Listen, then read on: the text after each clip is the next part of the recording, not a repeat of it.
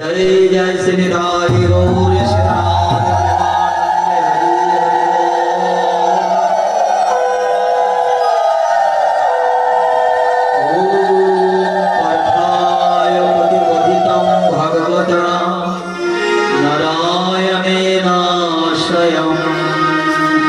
वेशेन गतितं पुराणमुनिना मध्ये महाभारतम् अद्वैतो अमृतवर्षिणीं भगवतीम् अष्टादशोऽध्यायिनीम् अम्ब तामनुसन्दधामि भगवद्गीते भवदेशिनीम्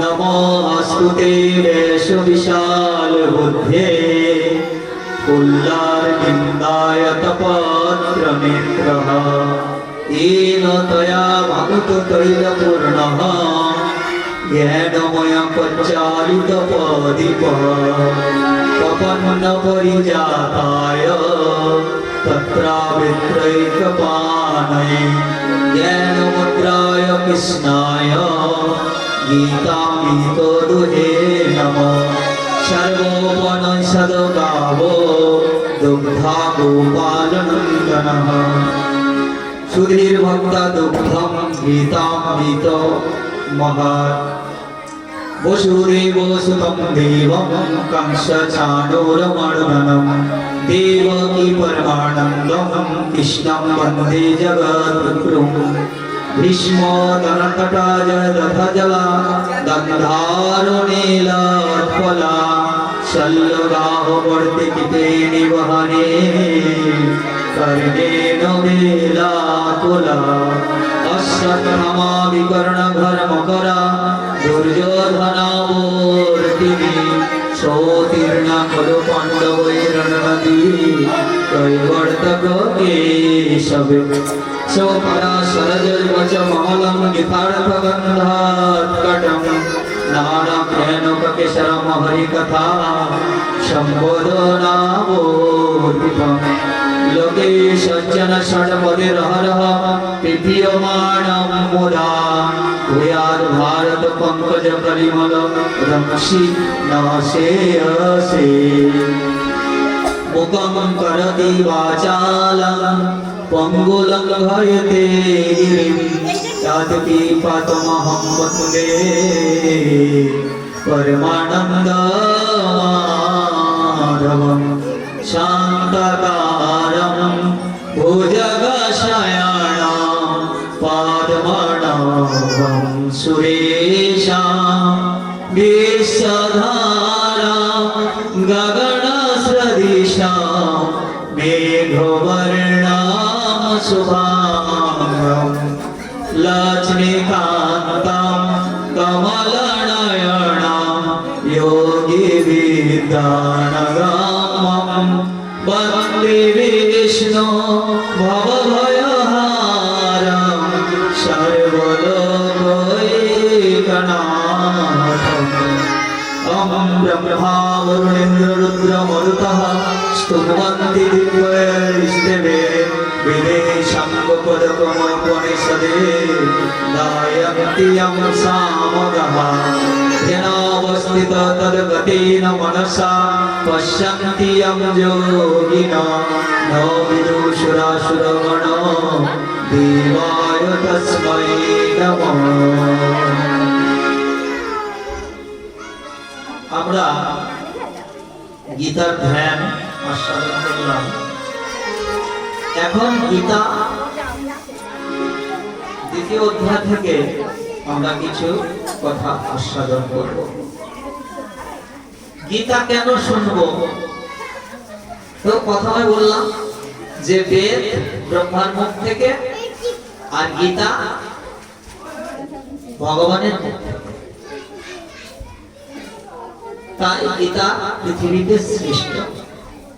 যদি বেদকে প্রথম মানা হয়, ধর্মগ্রন্থ প্রথম বেদ, আর গীতা শ্রেষ্ঠ কেন বলে বেদ প্রথম, এই ধর্মগ্রন্থ এটা আমরা সবাই মানি। এবং গোটা পৃথিবী যখন অন্ধকারে আচ্ছন্ন ছিল, গোটা পৃথিবী যখন অন্ধকারে ডুবেছিল, কথাও ভালো ছিল না, তখন সর্বপ্রথমই ভারতবর্ষে আলো জ্বলেছিল। সেটা কি বলে, ওই যে জ্ঞানের আলো ব্রহ্মার মুখ থেকে বেদের সৃষ্টি হয়েছে। আর সেই জ্ঞান নিয়ে গোটা পৃথিবী আজ আলোয় আলোকিত হচ্ছে। তাই বেদ মর্যাদায় অনেক বেশি, কিন্তু যদি আমরা ভালোবাসার দিক দিয়ে, প্রেমের দিক দিয়ে তাকিয়ে দেখি, আমরা দেখি এটা বট গাছ, তাকে তো মর্যাদা দেয় সবাই, তাই না? কিন্তু তার পাতা কি গোবিন্দ চরণে লাগে? লাগে না। তুলসী পাতা, তাহলে সৌভাগ্যে তুলসী বলে। তদ্রূপ বেদ আমাদের আদি গ্রন্থ, ঠিক আছে, কিন্তু সৌভাগ্যে আমাদের গীতা। আর কোন ব্যক্তি অসুস্থ হলে তার বুকে গীতা রাখা হয়, আর এই গীতা শরীফ যদি কে প্রাণ ত্যাগ করে, তাহলে সে গোবিন্দ চরণ পাঠ করতে লাভ করে। তাই সৌভাগ্যে গীতা আমাদের বড়, কিন্তু বেদ আদি গ্রন্থ, পৃথিবীর সর্বপ্রথম গ্রন্থ আমাদের বেদ, যা স্বয়ং ব্রহ্মার মুখ থেকে সৃষ্টি।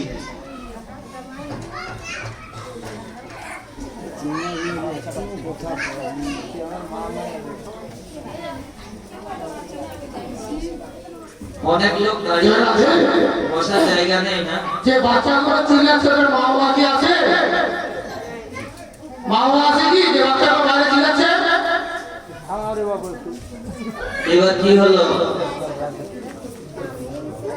তো গীতা কেন শুনবো? গীতা শুনলে কি লাভ হবে? বলে যে গীতা পড়ে তাকে অন্য গ্রন্থ না পড়িলেও চলিবে। গীতাকে শোনে, সে যদি আর অন্য কোনো শাস্ত্র না শোনে, কোনো দুঃখ না। গীতা যদি সে কেউ শোনে বা গীতা যদি কেউ পড়ে, তাকে আর কোনো কিছুই করতে হবে। আমরা অনেক কিছু গ্রহণ করি, তাই না? কিন্তু পেট ভর্তি ভাত খাওয়ার পর আর কোনো কিছু লাগে? ভাত খাওয়ার পর আমরা ভুলে গেছি, দাদা আমাকে কটা মিষ্টি দে, আমরা খাবো না।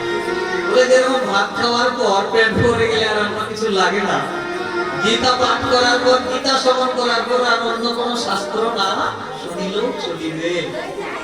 তাই গীতা আমাদের শ্রেষ্ঠ। তো গীতা কি করে? গীতা বলে দেয়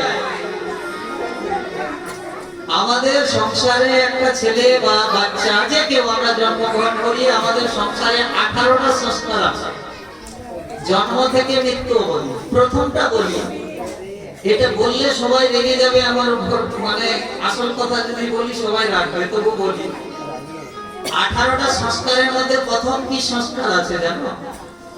প্রথম সংস্কার হচ্ছে, কোন মা সন্তান সম্ভবা হলে 7 মাসে আমরা কি খাওয়াই? একটা কিছু খাওয়াই তো, মুখে দেই মায়ের মুখে।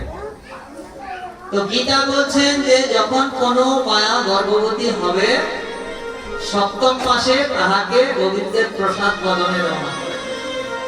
কিন্তু এটা বললে তো এখানে সবাই ধরে মারবে আমাকে, তুমি কি বলতে আসছো? আমি 18টা সংস্কারের মধ্যে একটা বলছি, মা মানলে ভালো, না মানলে আরো ভালো। আমি কাউকে গালগালামি করে বলি না, তোমাকে এটাই করতে হবে, ওটা আমার কাছে না। তোমার ভালো লাগলে তুমি মানবে, না লাগলে মানবে। তো বলে প্রথম সংস্কার যে 7ম মাসে দেই না, তো গোবিন্দের প্রসাদ দেওয়া হয় কেন? 7ম মাসে যখন আমরা মাতৃগর্ভে থাকি, তখন গোবিন্দ সাক্ষাৎ এসে কর্ণে আমাদেরকে চৈতন্য মন্ত্র দান করে। বলেন, হে জীব তুমি কোথায় ঘুমিয়ে আছো, দেখো তাকে, আমাকে দেখো। তারপর আমরা চোখ খুলে যখন গোবিন্দের ফুটফুটে সুন্দর রূপটা দেখি, তখন বলি, প্রভু এই মাতৃ জঠরাগ্নিতে দাও দাও করে কৃমিকীটের যন্ত্রণা ভালো লাগে না, আমাকে তাড়াতাড়ি ধরে দাও। আমি কথা দিচ্ছি সেখানে গিয়ে তোমারই ভজনা করব। কিন্তু আমরা কি করি? আমি পাপীটা কি করছি? যখন ধরাধামে আসলাম, কোথায় গোবিন্দকে কথা দিয়েছি, ভুলে টুলে যা পারি তাই করি, যা মনে লাগে তাই করছি। এবার দেখবেন মনে, আমি প্রথমে বলেছি এটা খুব কড়া কথা, শুনলে সবাই লেগে যাবে। সারা জীবন হরিনাম করলো না, এবার মরছে তখন এই হরিনাম কর, ফল করতাল নিয়ে আয়, গীতা পাঠ কর, মরছে যখন। আগে কিন্তু না গেল ধর্মস্থানে, না একটা তুলসী দান করলো, না 10টা টাকা দান করলো সৎসঙ্গে গিয়ে, আর যখন মরলো ফল করতাল নিয়ে আয়, শ্মশানে যেতে হবে। মরার পর কি শুনতে পারো? শুনতে পায় মরার পর শোনা যায় হরিনাম শোনা যায় মরার পরে হরিনাম কলকাতা নিয়ে যখন বেঁচে ছিল একদিনও বাড়িতে গীতা পাঠ হলো না নাম যজ্ঞ হলো না কোন মহাপুর ভোগ হলো না ও কোনোদিন গেল না আসলে অন্যান্য ধর্মে দেখবেন যে যাই করো সপ্তাহে একদিন সবাই এক জায়গায় বসে অন্যান্য ধর্ম লক্ষ্য করো আর আমাদেরকে হিন্দুদেরকে বাটাল দিয়ে যদি তুমি কোপা ফল দিয়ে তাও যাবে না হ্যাঁ এটা সাধুদের হরিনাম আমাদের হরিনাম নয় কিন্তু মরে যেদিন মারা যায় ভাইটার নামটা আমি ভুলে যাই তাড়াতাড়ি ঘরটা নিয়ে আসা মরছে যাওয়া লাগবে শ্মশান কাকে শুনবে কাকে শোনাবো ওই মরার পরে কি শুনবে কাঁদে যাবে তো এরকম করবে কে শুনবে এখানে প্রথম সংস্কার আমরা যখন মাতৃগর্ভে আসি তখন ওই দিন গীতাতে পরিষ্কার বলেছে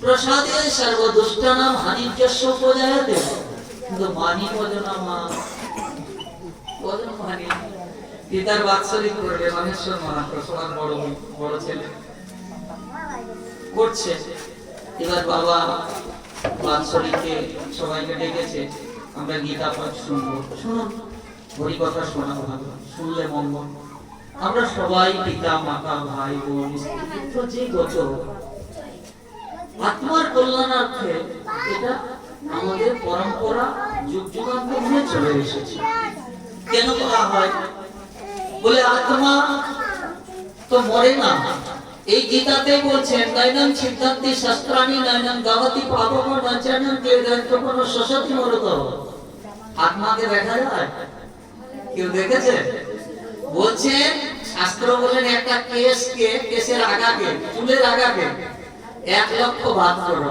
তারপর যে ভাগটা পাবে ওটা নিয়ে আবার 3টে ভাগ করো এক টুকরো যেটা সেটাই আত্মা দেখা যাবে মা কেউ দেখতে পারবে আত্মাকে কিন্তু অনুভব করবে কি করে করবে সরল ভাষায় শুনবে আমরা মোটরসাইকেল চালাই নিজে চালাই না গাড়ি চালাই নিজে চালাই না কিন্তু এই গাড়িটাকে কে চালাচ্ছে এটাকে কে চালাবে তাকে দেখা যায় ড্রাইভারটাকে পাইলটটাকে দেখা যায় ওই পাইলট যতদিন থাকে ততদিন গাড়ি চলে পাইলট যখন নেমে যায় এবার যখন দেখবেন মোটরসাইকেল থেকে নেমে গেলে চলবে আর মোটরসাইকেল ফুল করে ঢাক মধ্যে পড়ে গিয়ে ব্যাস গাড়ি থেকে ড্রাইভার নেমে গেলে চলবে ততটুকু এই গাড়ি কে চালাচ্ছে কুরুক্ষেত্রে অর্জুনের রথের সারথি হয়েছিল আর তোমার এই রথের সারথিটা কে কার বলে চলছো মা